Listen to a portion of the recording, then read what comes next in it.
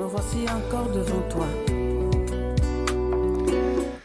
Chers amis, bonsoir et joie nouvelle de se retrouver sur les ondes de la 100.3. Il est 10h33, nous avons eu 5 minutes de retard ce matin, 3 aujourd'hui, on s'excuse. Et nous sommes ensemble et nous réfléchissons toujours sur cette histoire des faux prophètes.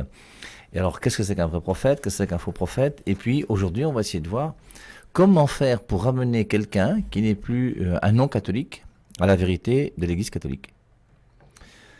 Alors, forcément, c'est peut-être un peu, vous allez dire, un but de ma part, vantard, comme certains le disent. Il n'y a pas de souci, dites tout ce que vous voulez. Et puis surtout, ce qui m'intéresse, c'est apporter des arguments. Parce que vraiment, tous les arguments affectifs, c'est des arguments qui ne servent à rien. Alors, on avait vu ce matin, on avait parlé des vrais prophètes, des faux prophètes. On avait vu déjà une chose importante, c'est que le mensonge consiste à dire le faux avec l'intention de tromper. J'ajoute, moi, à Saint Augustin, ce qui dit que l'erreur consiste à dire le faux sans l'intention de tromper. Quand j'ai l'intention de tromper quelqu'un, je suis un menteur. Quand je dis quelque chose qui est faux sans avoir l'intention de tromper, c'est quelque part, je pense être dans la vérité, ce qu'on appelle la sincérité. La vérité, c'est dire ce qui est. Je dis que le Père Ave Marie a 60 ans. Je dis que le Père Ave Marie est né le 28 août 1961. Maintenant que j'ai dit ça, c'est vrai ou c'est faux? Si je suis réellement né le 28 août 1961, c'est vrai.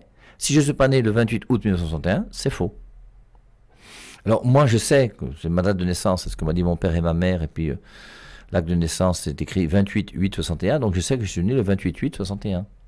Mais quelqu'un pourrait vous dire non, le Père et Marie, il est né, je sais pas moi, le 14 juillet 1959. Et le gars est persuadé quand il dit ça qu'il dit la vérité. Parce que soit quelqu'un lui a dit, soit quelqu'un l'a mis dans l'erreur, soit il a vu un faux acte de naissance du Père Ave Marie, soit je ne sais pas. Et il vous dit en toute sincérité, non, le Père Ave Marie est né le 14 juillet 1959. Et quand il dit ça, il dit quelque chose qui est faux, mais en croyant dire quelque chose qui est vrai. Il n'a pas l'intention de tromper. Et la sincérité, c'est très important aux yeux de Dieu, puisque nous serons jugés sur la sincérité. Ce qu'on a vu ce matin.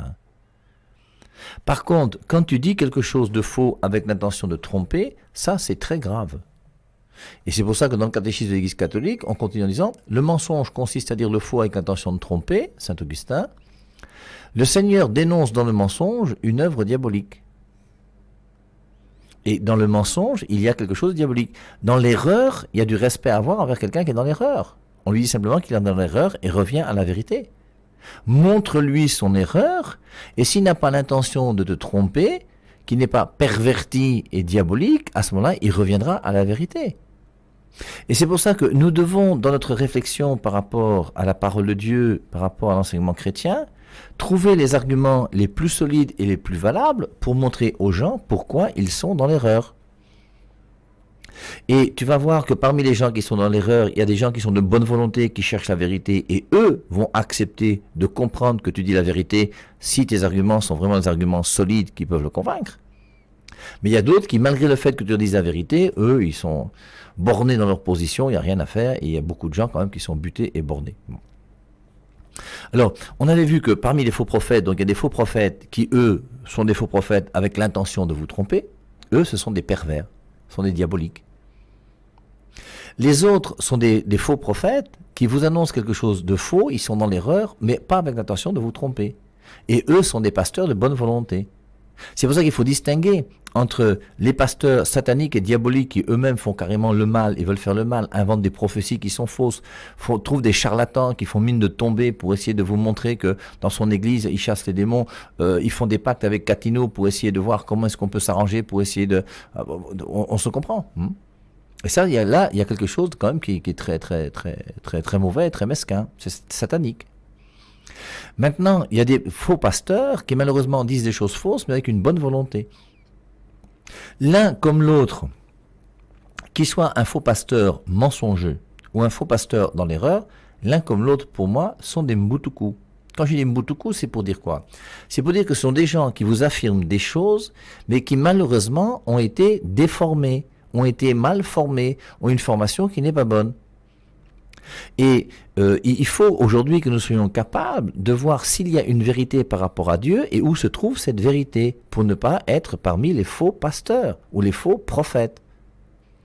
Et moi, Père Hervé Marie, je suis convaincu que je vous enseigne la vérité de Dieu telle que Dieu l'a voulu pour les hommes. Et forcément, j'ai mes arguments. Et je souhaiterais maintenant que ces faux pasteurs qui, eux, malheureusement, sont dans l'erreur ou alors sont dans le mensonge, puissent apporter leurs arguments aussi pour montrer comment eux aussi sont dans la vérité, et on va discuter de leur vérité et de ma vérité à moi.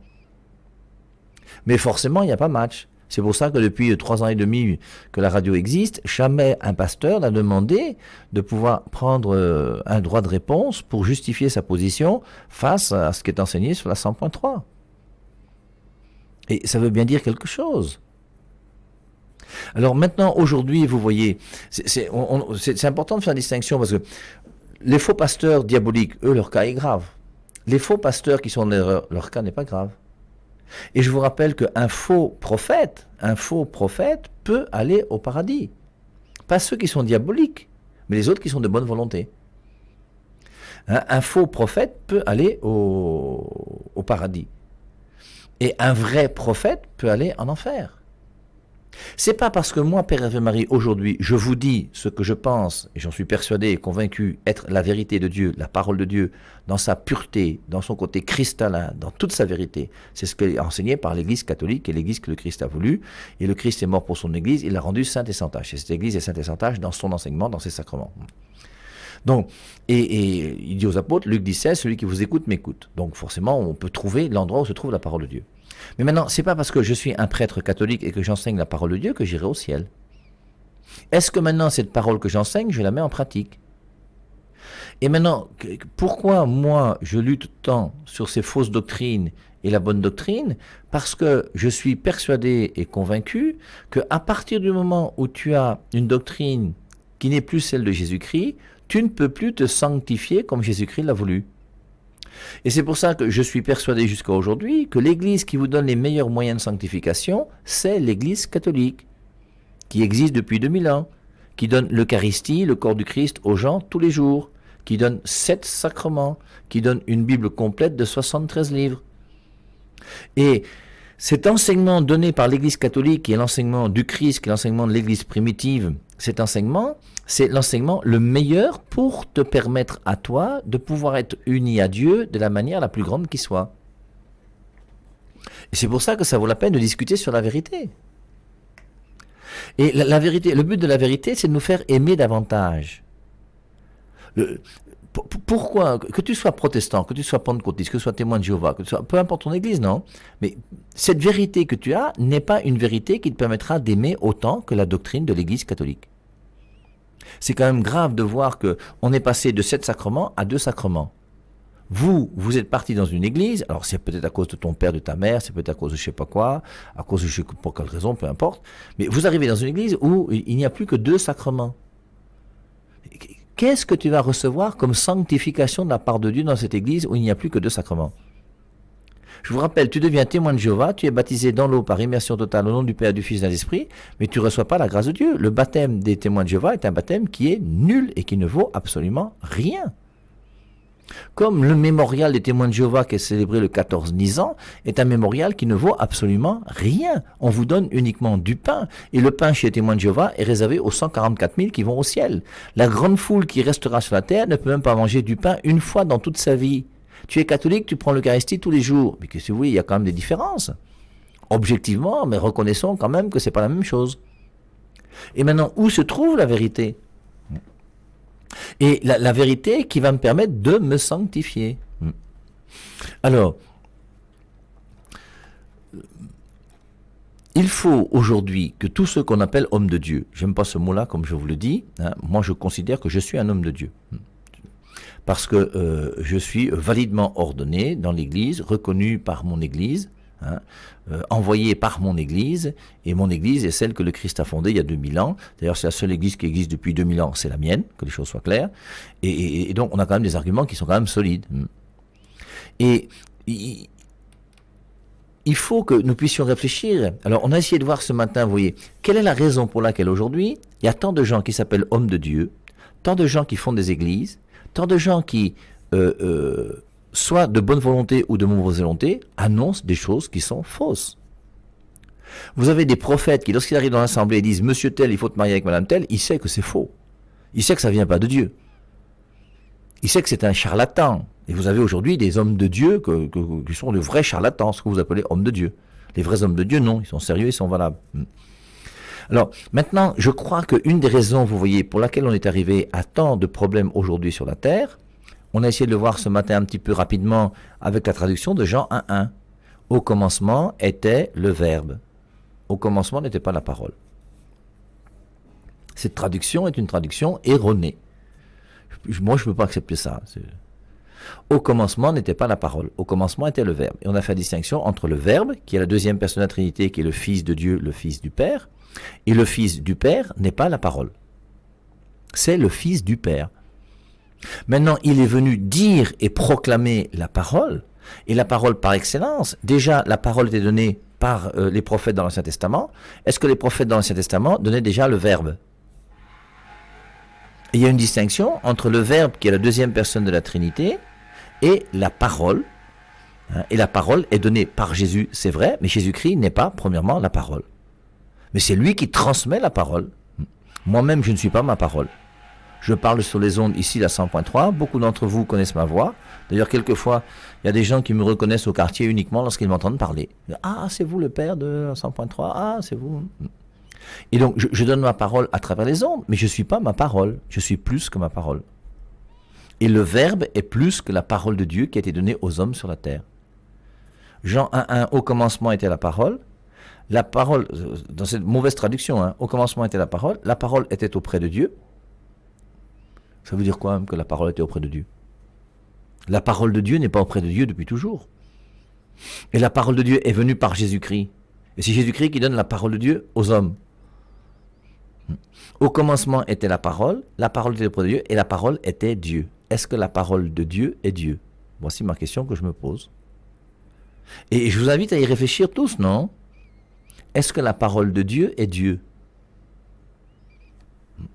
Alors, on avait vu que quand on dit au commencement était la parole, on confond la personne du Verbe avec l'enseignement que le Verbe donne. Le Verbe qui est le Fils de Dieu n'est pas son enseignement, il est plus que son enseignement. Et donc, il y a d'un côté la personne du Verbe, ensuite l'enseignement qu'il donne, qui est sa parole. Et malheureusement, les gens des nouvelles églises confondent, les non-catholiques, la parole de Dieu et la Bible. Et on avait vu comment on va passer donc de la personne du Fils de Dieu, on passe du Fils de Dieu à l'enseignement de la parole de Dieu, et de la parole de Dieu, on passe à la Bible, et après, on trouve que la Bible, c'est Jésus. Transitivité, on a appris ça en classe de 4e. Puisque le Verbe est la parole, et que la parole est la Bible, c'est donc que le Verbe est la Bible. Et moi, je me souviens un jour, j'ai écouté, c'était à Berthois, dans mes premières années, j'ai écouté, c'était un responsable de la chorale française de la cathédrale de Berthois, qui est parti et qui est devenu pasteur. Et je suis assis au fond de son église où il arrivait avec la Bible, il avait la Bible dans les mains, il dit, voici Jésus. Parce que la parole de Dieu, c'est Jésus, Jésus est la parole de Dieu, et comme la Bible est la parole de Dieu, la Bible que j'ai là pour nous, c'est Jésus. Alors, ça fait des amalgames qui sont pas clairs, quoi. Vous voyez, pour nous les catholiques, par exemple, il y a la présence réelle du Christ dans l'Eucharistie, il n'y a pas la présence réelle du Christ dans la Bible. Donc, je continue. Alors, forcément, au bout d'un moment, donc, ces gens qui sont dans les nouvelles églises, les non-catholiques qui pensent que seule la Bible est la parole de Dieu, vont avoir un amour particulier de la parole de Dieu, excessif, dans lequel on va trouver une forme d'idolâtrie de la Bible. Et c'est vrai, il y aura une sorte d'idolâtrie des versets bibliques. Et vous avez quelqu'un qui va ouvrir la Bible, il va lire un verset, Matthieu 23:9. N'appelez personne père sur la terre, car un seul est votre Père, celui qui est aux cieux. Conclusion, tous les catholiques sont des cons, des idiots, les évêques bêtes, les papes stupides, les prêtres des menteurs. Pourquoi? Parce que j'ai lu, Jésus-Christ a dit, n'appelez personne père sur la terre. Or, lui, sur sa 100.3, il dit qu'il s'appelle Père Hervé Marie. Jésus-Christ dit n'appelez personne Père, et lui dit qu'il s'appelle Père Hervé Marie. Je dois croire en qui? En Père Hervé Marie ou en Jésus? Forcément, je préfère Jésus à Père Hervé Marie, et donc je comprends que le Père Hervé Marie est un menteur. Et c'est comme ça que ça se fait à chaque fois. C'est pour ça que le jour où vous voulez discuter avec quelqu'un d'une autre église, et essayer de lui faire comprendre que s'il veut revenir à la vérité, ben, ce serait bien qu'on puisse réfléchir quand même. On a la chance d'avoir ce Nouveau Testament en commun avec ces 27 livres. Il faut quand même qu'on soit capable de se mettre plutôt d'accord plutôt que de s'engueuler tout le jour. Alors, première des choses, moi la solution que je vous propose pour éclairer un non-catholique, premièrement, il faut prendre un ou plusieurs cas de fausse interprétation de la Bible. La Bible peut être mal interprétée. C'est 2 Pierre 3,16. Dans la deuxième épître de Pierre, chapitre 3, verset 16, Saint Pierre parle de Paul et il dit que dans les écrits de Paul, il se trouve des passages difficiles à comprendre, dont les personnes ignorantes, dont les personnes ignorantes et mal affermies tordent le sens, comme elles le font du reste des Écritures pour leur propre perdition. Et donc, cette Bible qui est là, que nous partageons ensemble comme chrétiens, nous les catholiques, nous avons 73 livres dans la Bible et les non-catholiques ont 66 livres, qui est déjà une différence importante. Et il faut savoir qui a raison. Est-ce que la Bible a 73 livres ou est-ce que la Bible a 66 livres? Il faut mettre les choses au clair. Et une fois qu'on a compris que la Bible a 73 livres, on ne peut plus continuer à garder une biblette de 66 livres. Et la biblette de 66 livres, c'est la biblette de tous les non-catholiques.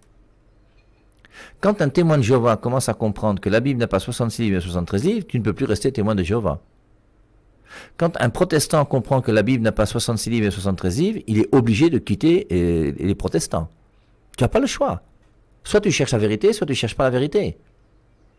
Et sache que dans ton église protestante, avec tout le respect que j'ai pour les protestants, qui sont quelquefois quand même très gentils et très chrétiens, eh bien, il faut qu'on dénonce les erreurs publiées par ces pasteurs protestants. Un pasteur protestant qui vous dit que la Bible a 66 livres, c'est un pasteur qui est dans l'erreur. Alors j'espère qu'il ne ment pas, et j'espère qu'il est dans l'erreur. S'il ment, c'est plus grave. Et au bout d'un moment, c'est pour ça que ces vérités donc, sont des vérités qui sont quand même importantes et qui vont nous aider à nous conduire à la vraie vérité qui est Jésus-Christ. Et je ne peux pas, dans ma vie spirituelle, accepter des petits mensonges ou des petites erreurs. Soit la Bible a 73 livres, soit elle a 66 livres. Tu choisis. Et c'est toi qui choisis et personne d'autre. Hein. Je mets devant toi le bonheur et le malheur. Choisis. Tu as devant toi la vérité et l'erreur ou le mensonge. Choisis. C'est toi qui choisis, personne d'autre. Et nous n'avons jamais le droit de refuser la vérité. Je dis bien, nous n'avons jamais le droit de refuser la vérité. Refuser la vérité, c'est faire un pas du côté du diable. Parce que quand tu refuses la vérité, tu sais que la vérité est là-bas et toi tu dis une vérité qui n'est plus la vérité de Dieu. Ça, c'est le mensonge. Donc, solution pour éclairer un non-catholique. Premièrement, prendre un ou plusieurs cas de fausse interprétation de la Bible. Alors, je prends un exemple si vous voulez. On peut dire par exemple, vous avez des gens qui à partir de la Bible, surtout les non-catholiques, nous disent que nous adorons la Vierge Marie. Montre à ces gens qu'il n'y a pas d'adoration de la Vierge Marie chez nous les catholiques.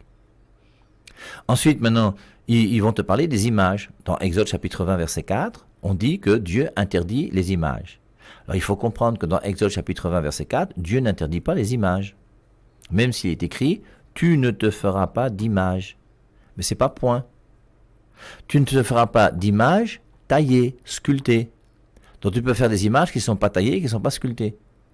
Tu ne te feras pas d'images taillées, sculptées, représentant les choses du ciel, de la terre et de la mer, et tu ne te prosterneras point devant elles. Et là, tu ne te prosterneras pas. Pourquoi? Parce que dans Exode chapitre 20, verset 3, il est dit, tu n'as qu'un seul Dieu que tu adoreras. Et comme tu n'as qu'un seul Dieu que tu adoreras, c'est devant lui seul que tu te prosterneras, et tu ne te prosterneras pas devant des images qui sont des faux dieux, ce qu'on appelle en bon français des idoles. Et on voit que dans Exode chapitre 20 verset 4, Dieu interdit les idoles, mais Dieu n'interdit pas les images. Je vous rappelle que dans Exode 25, 18, le même Dieu va dire à Moïse, tu feras 2 chérubins en or. Il dit, tu ne te feras pas d'images taillées, et 5 chapitres plus loin, il dit, tu feras des images taillées. Il va faire des images taillées qui représentent des choses du ciel, ce qu'il interdit dans Exode 24. Est-ce que Dieu est fou? Est-ce que Dieu se contredit? Non. Et c'est nous qui devons être intelligents pour comprendre ce que Dieu dit à travers ses écrits saints. Et comprendre que je peux faire l'absolu d'un verset. On a vu Matthieu 23, 9 tout à l'heure. N'appelez personne père sur la terre qu'un seul est votre père, celui qui est aux cieux. Tu conclus qu'il ne faut pas appeler les prêtres pères. Tu oublies qu'il y a 1100 versets dans la Bible qui parlent de père. Et que Abraham est appelé père, David est appelé père, David, tous les rois sont appelés pères. Saint Paul même s'appelle le père des Corinthiens. 1 Corinthiens 4,15. Même si vous avez 10 000 personnes qui vous ont enseigné, cependant vous n'avez pas plusieurs pères, car c'est moi qui vous ai engendré au Christ par l'évangile. Et Saint Paul se réclame le père des Corinthiens. Jésus-Christ lui-même dit dans Matthieu 19, honore ton père et ta mère.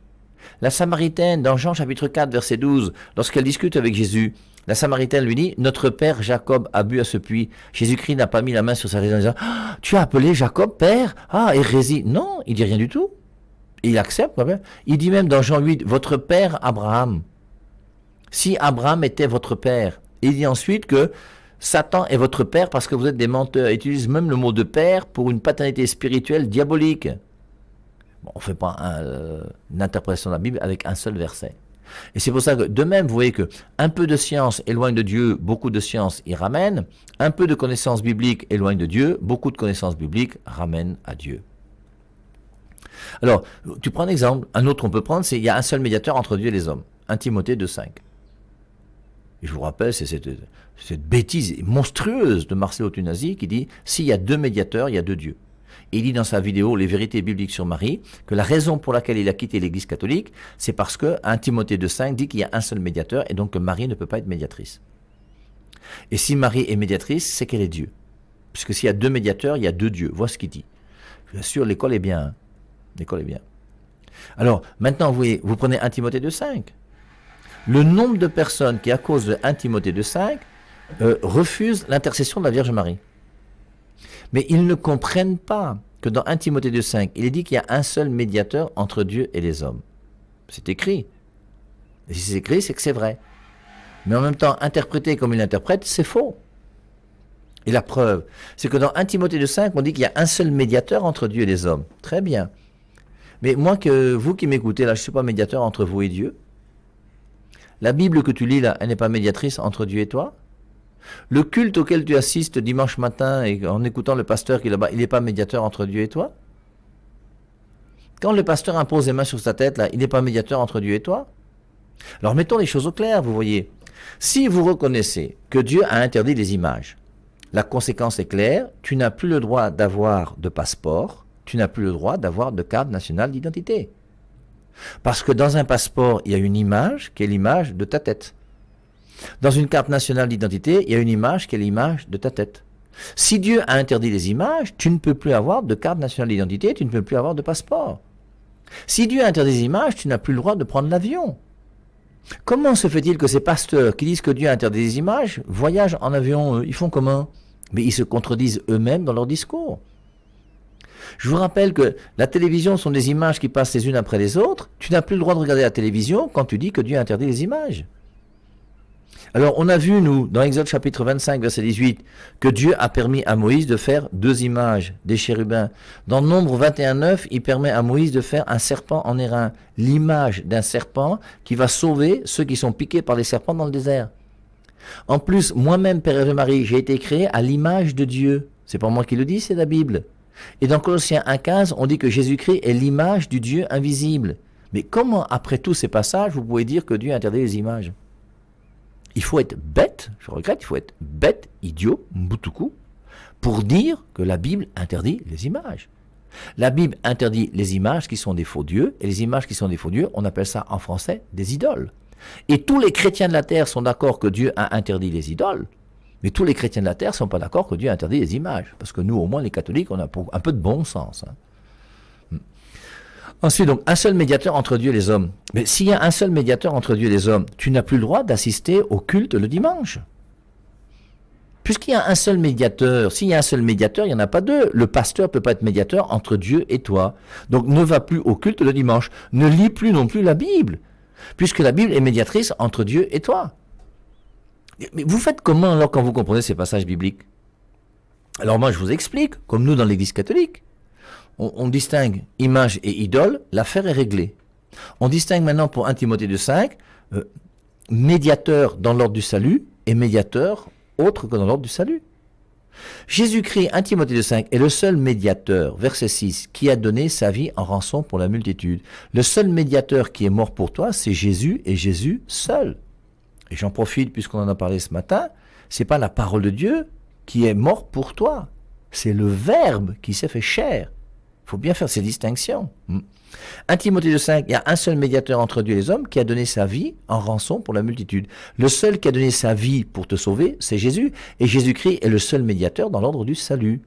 Mais maintenant, il y a d'autres médiateurs dans l'ordre de la connaissance. Un professeur est médiateur entre ses élèves et la connaissance qu'il donne. Le docteur est médiateur entre ta santé et la maladie. Et les médiateurs, ils existent partout sur la terre. Un feu rouge est médiateur pour la bonne conduite dans une ville pour que les gens, il n'y ait pas des embouteillages. Pareil, un policier dans un carrefour. Enfin, on trouve une médiation partout, partout, partout. Jésus-Christ est le seul médiateur qui est mort et qui t'a sauvé. Oui, mais sinon il y a plein d'autres médiateurs sur la terre. Alors, vous prenez un thème comme celui-ci. Vous prenez par exemple 1 Timothée 3,2. L'évêque doit être marié d'une seule femme. Et à cause de ce verset de 1 Timothée 3,2, où il est dit que l'évêque doit être marié d'une seule femme, il y a des gens qui disent que l'Église catholique ment parce que l'évêque dans l'Église catholique ne se marie pas. Apportez-leur la réponse. Et montrez-leur que lorsqu'on parle dans 1 Timothée 3,2 de l'évêque qui doit être marié d'une seule femme, il ne s'agit pas d'un évêque comme l'évêque aujourd'hui qui est le responsable d'un diocèse. La preuve, c'est qu'à l'époque, il n'y avait pas de diocèse. Et puis si vous étudiez un petit peu ce verset de 1 Timothée 3,2, on voit Paul et Timothée qui sont dans un village. Il dit, il faut choisir l'évêque parmi ceux qui ont une femme. Mais il y a plusieurs évêques qui sont là-bas, qui n'ont une femme, deux femmes, trois femmes, d'autres qui sont mariés, d'autres qui ne sont pas mariés. On choisit l'évêque comment?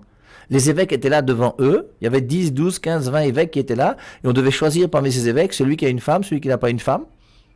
Je ne sais pas si vous me comprenez. C'est que quand il dit l'évêque, il faut choisir le responsable. Il faut que le responsable de la communauté, le catéchiste, puisqu'on a formé une communauté de gens qui viennent de recevoir le baptême.